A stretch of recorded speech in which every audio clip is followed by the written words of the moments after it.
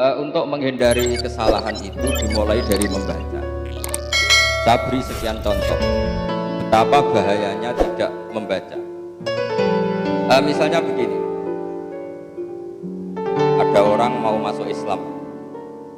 Karena kita lama sekali di Jawa, lama sekali punya etika orang timur, makanya saya ini membuat judul dengan membaca Anda menjadi wali, atau dengan membaca Anda tidak kafir, sama-sama ekstrim, supaya Anda termotivasi membaca. Dengan membaca Anda jadi wali, atau dengan membaca Anda tidak kafir.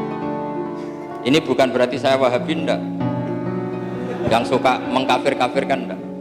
Nanti sampean cari misalnya gini, betapa bahayanya tidak membaca. Ada orang mau masuk Islam, tanya, ya Syekh, ajarin saya baca syahadat, saya mau masuk Islam. Kemudian Anda karena orang timur bilang, monggo binarak riyen, ngeteh-ngeteh riyen, monggo binarak riyen, ngopi-ngopi riyen. Itu di semua fatwa mazhab Syafi'iyah itu Anda yang menjadi kafir, karena membiarkan orang ini punya waktu sekian menit tetap kafir, yang Anda kuasa menghilangkan kekafirannya saat itu juga. Artinya kalau dia pas ngopi kok dia mati, matinya kafir apa muslim? Kafir, belum baca syahadat. Itu salahnya siapa?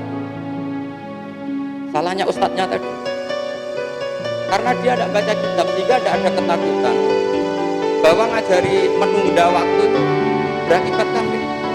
Makanya saya betul dengan membaca Anda tidak kafir. Saya ulang lagi, itu jelas sekali. Takbir di Bajuri, nanti sampai cari di bab wal istisalat al-masnunah. Di antara mandi yang sunat adalah wal kafiru idza aslam. Dan mandinya orang kafir ketika masuk Islam itu hukumnya sunat. Itu kata kitab Fathul Qorib. Bersama Bajuri dijelaskan, mandinya orang kafir sunat adalah harus ba'dal Islam, karena syaratnya niatul gusti adalah harus Islam. Dua, tidak terbayang seorang mulaqinus syahadah, pentalkin tauhid, menyuruh dia mandi. Kalau dia menyuruh mandi, dia berarti menjadi kafir, karena membiarkan kekafiran orang tadi yang bisa dihilangkan dia. Berarti kan misalnya dia minta diislamkan jam 8 tepat, kamu suruh mandi, kamu ajak ngopi-ngopi, baru kamu islamkan 8.30 menit. Kekafiran yang 30 menit ini salahnya siapa coba? Enggak, salahnya siapa? Salahnya ustadznya. Makanya ini tak bawa, tak termasuk takbir itu yang saya bawa. Ini jadinya wali nanti dulu, yang penting nggak kafir dulu urutannya. Jadi walinya nanti, yang penting nggak kafir dulu. Dan ini saya baca ini di kitab Bajuri, masih ringan karena ini ada anak-anak sanawi juga. Nanti yang jadi walinya yang anak aliyah, ini yang penting nggak kafir dulu. Nah ini penting, ini kitab Bajuri loh, kitab yang kita pakai. Saya baca, Bismillahirrahmanirrahim.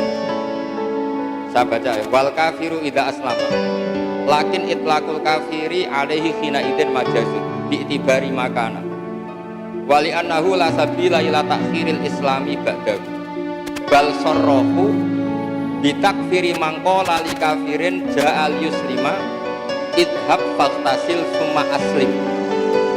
Ini takbirnya jelas, bal sarrahu bitakfiri mangqala li kafirin ja'al yuslima. Ustadznya bilang idhab faghtasil summa aslim liridohu bibaqohi alal kufri tilkallah yota. Makanya ini judul saya, dengan membaca Anda tidak. Karena kalau di logika itu kan ibarat begini, kalau kamu menalkin syahadat nunggu ideal itu ibarat gini, ada orang kecelakaan di tengah jalan, udah kejet-kejet, karena kamu pakai celana pendek, sik bah tak kelambinan sik lagi tak tulung. Kira-kira naif gak ada orang yang menolong orang kecelakaan nyari kondisi ideal, ganti baju dulu baru mau nolong? Apa harus menolong langsung meskipun pakai celana pendek? Harus menolong langsung karena ini emergensi. Kalau sampai di situ 5 menit kena tronton lipat langsung mati.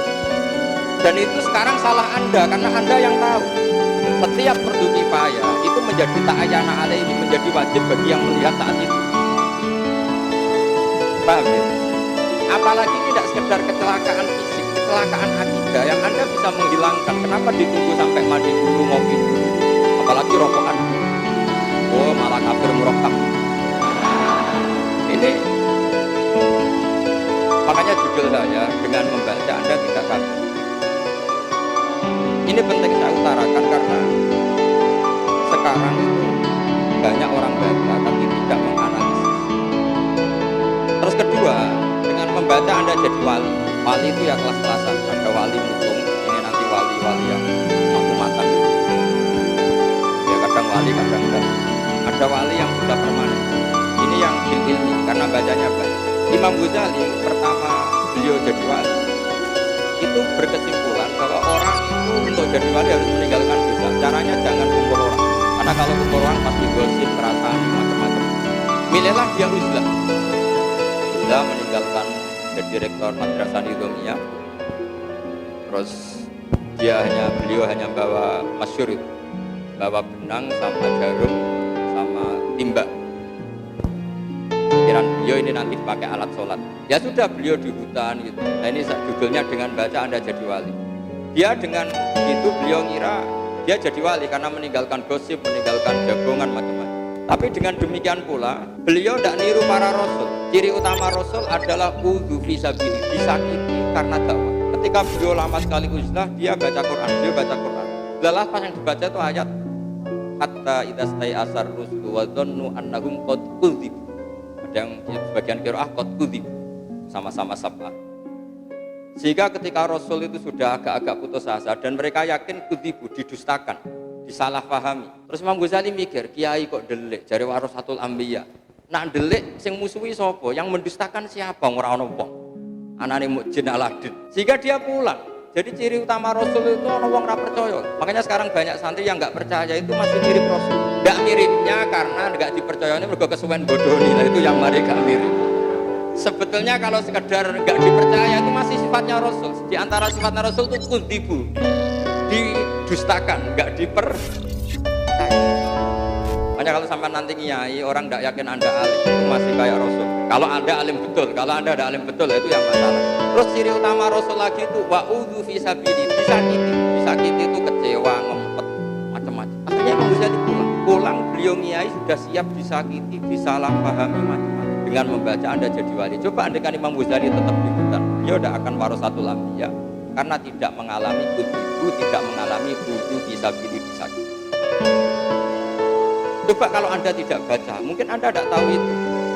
Kira kalau sudah udah itu terbebas dari dosa, bebas dari barokahnya membaca, lagi-lagi itu tertolong.